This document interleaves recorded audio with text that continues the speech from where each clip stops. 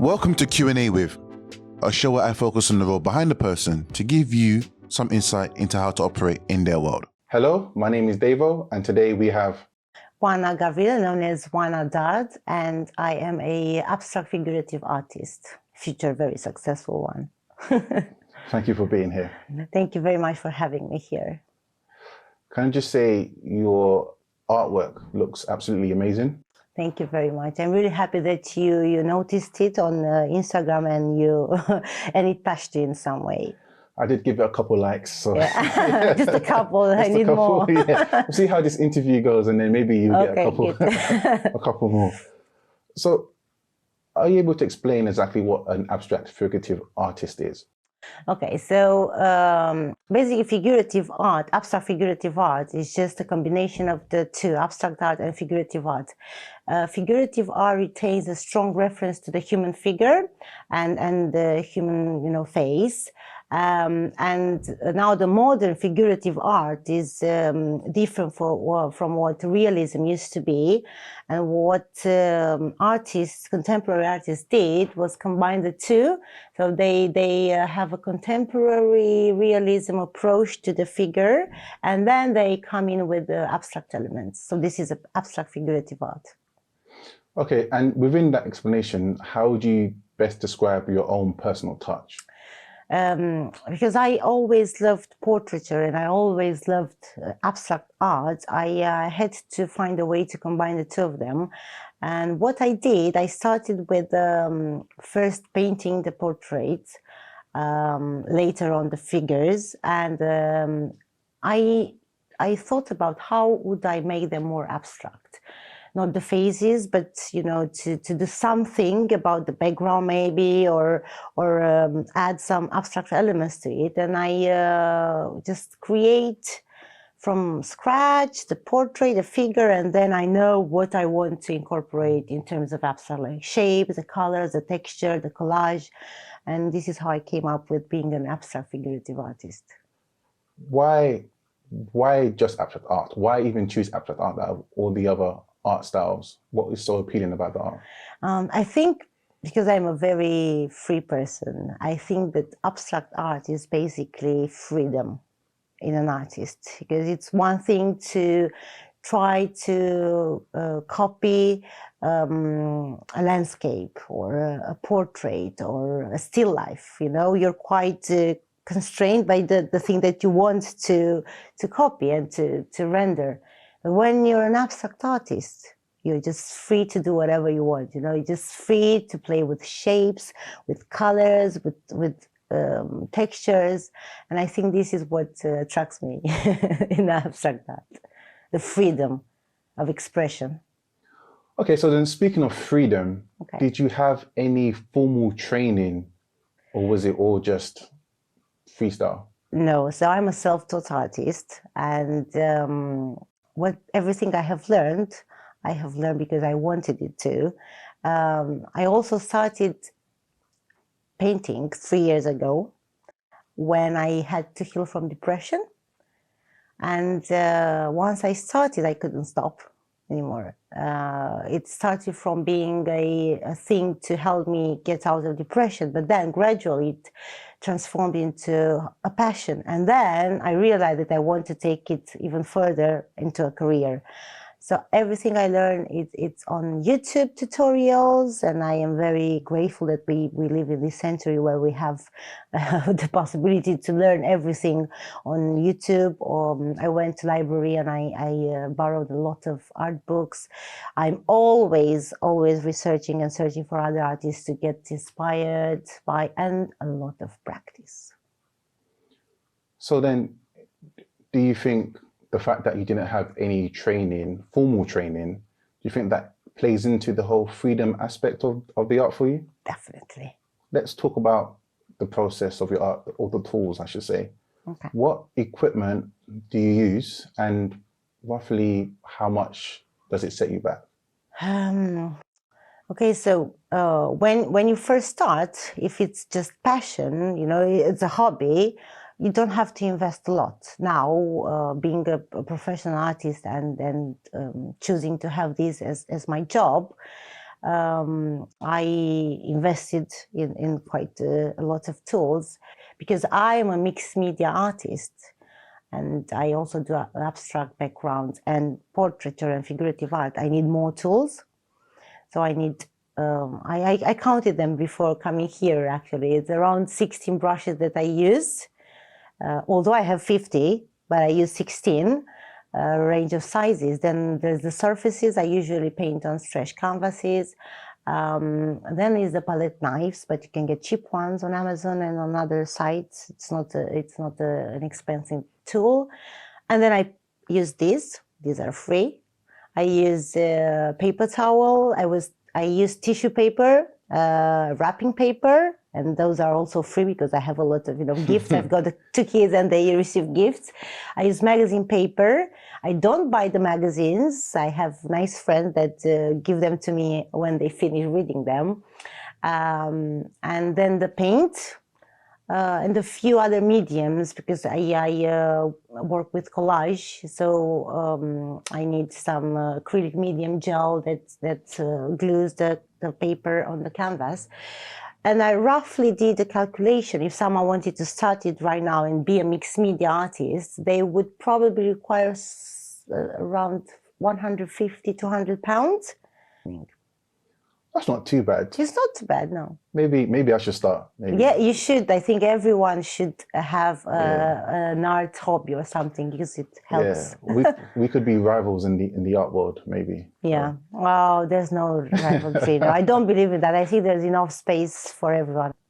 I know you started painting because we had depression. Did you ever feel like quitting when it got too much, or when nobody recognized your talent, or you just didn't care? That's the thing, because I think each artist and each person has its own story. So my story is different because the way I started it was there was no way I could stop doing it because otherwise I would have gotten depressed again. Mm-hmm. So first of all, that was a really strong point for me to never stop doing it. After a couple of years, after 2 years, I realized that I really want this to be my career. So then, of course, the stress comes in a bit because you want more. But again, I wasn't disappointed. And I think because when you believe in what you do and when you do something that you love and you work hard, success comes. And I never had a moment when I felt that my work is not appreciated. You mentioned inspiration earlier. You said, doing research, looking up at people's art. Is that the only way you get inspiration? Is there any other areas? Well, in the beginning, yeah, when you're just starting out, I think this is the main inspiration, other artists. But for me, it's more than that. So, for example, I'm obsessed with Pinterest because I think a lot of artists are there. Photography, amazing photography there, and I found this beautiful woman, and the look in her eyes were exactly what I wanted to express: nostalgia. So I don't copy the faces. I get inspired by the eyes or the posture or the emotion. And then I come up with the colors. Sometimes I instantly know what colors I want to use. Sometimes I see a curtain or a dress in my friend and I want to use those colors. So inspiration is everywhere around us, everywhere.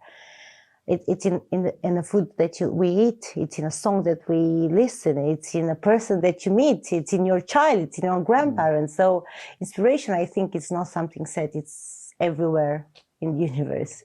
Oh, that makes sense. You might get inspired after meeting me. So yes, who knows what I might come up with. Make your best work ever.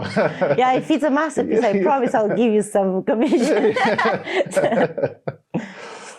So speaking of commission here, when you create your art, is it based on a commission piece or is it based on this is what I'm painting and if people buy it, people buy it?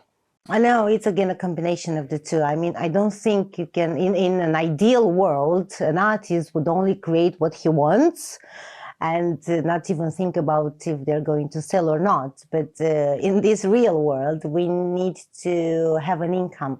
And as it is difficult, especially the past year and a half, we couldn't attend many exhibitions and art fairs because of the restrictions. So I had to find another way to bring some income. And commission art, it's one of the, it's really quite good income, because a lot of people want to have a memory, and I think painting is something that you keep forever. You maybe pass on to the next generation, and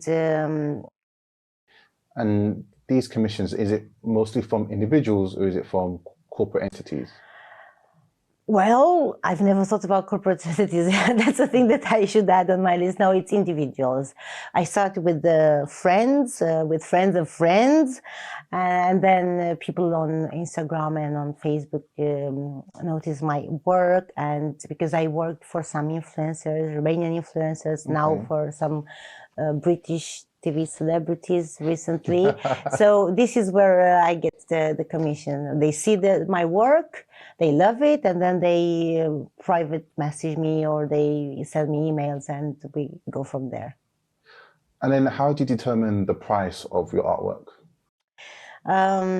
Well, I'm not very good at that. And usually artists, have a very artistic side, and the business brain is somewhere hidden in the pocket. I think you should first take into consideration the materials, obviously, and then it's paying you per hour or like a salary. So let's say if it's a very complex commission, if it's like 2 or 3 people instead of a person, and then they want different colors and more texture, so it requires more work. I calculate the hours. If it's 20 hours, then it will be roughly somewhere around £500. If it's more than that, if I work on a commission painting that is large size and I work for 3 weeks, how much would you pay yourself for 3 weeks of work plus materials? So see, it's somewhere around £2,000. Yeah, but this is how I usually calculate. You mentioned being seen on social media, but I've also noticed that you have press articles as well. So how did you get yourself into press and also art galleries? What's the process? It is social media. I was even wondering how they did it like 30 years ago, because it's like, how did they get noticed? Now I know how I have to get noticed. You create this social media account, then you invest a lot of time and work into it, and then you pay for advertising. I really believe that without these tools, you can't make it. I really think as an emerging artist, social media is really important. And this is where you get the art galleries to contact you. This is where you get the customers from. This is where you get the press, the publications notice you. So it's definitely social media. Instagram, for me, it's Instagram that works best. So then with that, do you also think it is important for artists to attend art fairs and to have their paintings exhibited? Oh, it's crucial. It's crucial. You can't do it. So when you start in your kitchen or small improvised studio in your living room or wherever, and people see your posts, but it's very different to see a painting in real life. It's very different because you can't see all the details and all the texture and the emotion that you have when you sit in front of the real painting is different than when you scroll and see it on Instagram. So I think artists should really start with art fairs. There are art fairs for emerging artists, then there are art fairs for more established artists, and obviously the prices, because you pay for the stand, so the prices are different from art fair to art fair. And then art galleries as well. Unfortunately, there are a lot of vanity art fairs, and poor emerging artists don't know what's happening. They get all these really interesting emails like, oh, we noticed your work and we love it, and we would be happy to have your work in our gallery. And then at the bottom of the email, and it will cost you only £3,000, and you pay for your own transportation and you pay for your taxis. And they're like, you know, you deflate. But then again, if you have that money, you pay. So it's a way of showing your artwork, but it's better to be patient, to start with art fairs. And this is what happens during the art fairs. Our galleries send their representatives there. So this is how they notice you, or on Instagram, and then they invite you to exhibit your work, no charge. They only take commission, and I think it's only fair. But yes, art fairs and exhibitions are really crucial for an artist. Okay, so what is your favorite piece of art that you've created? Maybe you laugh, but I really love all my artworks, which is a good thing, you know, but I do love them not because I consider myself the best artist. I just love them because they have a piece of my heart. And I think my favorite one is called Brighter Future. Okay. And it's actually the one that brought me most of my customers. It's now currently exhibited in the Royal Cambrian Academy in Wales. Congratulations. Thank you very much. I think my favorite of yours is Blossom 2. Blossom 2, okay, Yeah. yes. Well, actually, see, Brighter Future brought that commission. Yeah? Yeah, because I repainted those 2 paintings for a lady that saw my painting in a contest, in an online contest. And see? Great minds. Yeah, Great thank you. I have seen some of your t-shirts on your Instagram as well. I've got one of the sweatshirts, yeah. So do you see that as an extension of your art, or do you see that more as a business to supplement your art? No, it's definitely an extension. On my website, it says when arts meets fashion, because I think fashion is an art itself. So what advice would you give, to up-and-coming artists, and what advice would you give to those who are already established, well, not established, but already have one foot into the art world? Well, I don't know if I'm in the position to give advice to the latter one, but I think there's one advice that is available, and it's for everyone, no matter the area of their lives, and it's to always believe in yourself and always believe in your dream, and always set high standards and dream big.